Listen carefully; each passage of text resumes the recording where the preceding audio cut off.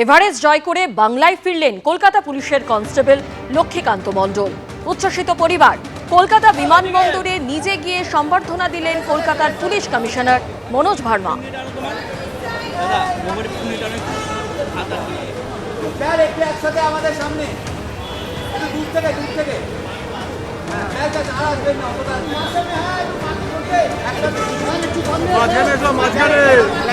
নিচে কালো হয়ে গেছে, বুঝতে পারছেন? নিচে কালো হয়ে চলে গিয়েছে না।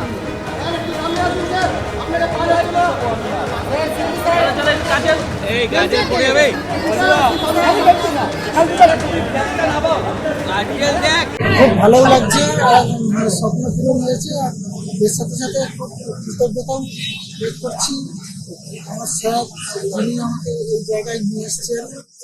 তো আমার স্যার আছে সঙ্গে। আর এটা অনেকদিন থেকেই আমি চলছিল, 3-4 বছর ধরে ট্রাই করছিল। আজ যাবো, কাল যাবো করে ফাইনালি এই 3-4 মাসের মধ্যে আমরা সেই করেছিলাম যে এবারেই করবো। স্যার বলে দিয়েছিলাম এবারে। স্যার আমাকে বিশ্বাস করেছে, স্যার জানে আমার ক্যাপাবিলিটি কেমন আছে। স্যার যদি চায়, কলকাতা পুলিশ যদি চায়, আমি আরো আগে করে।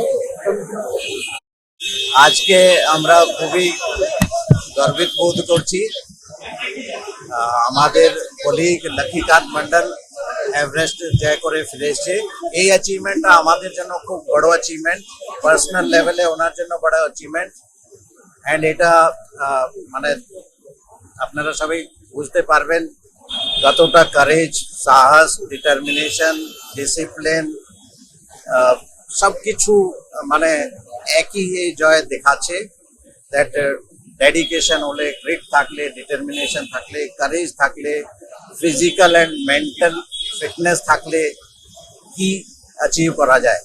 অ্যান্ড যেখান থেকে উনি উঠে এসছেন, একটা গ্রাম থেকে এত বড় একটা কাজ করেছেন, তার জন্য Kolkata police, West Bengal police সবাই গর্বিত।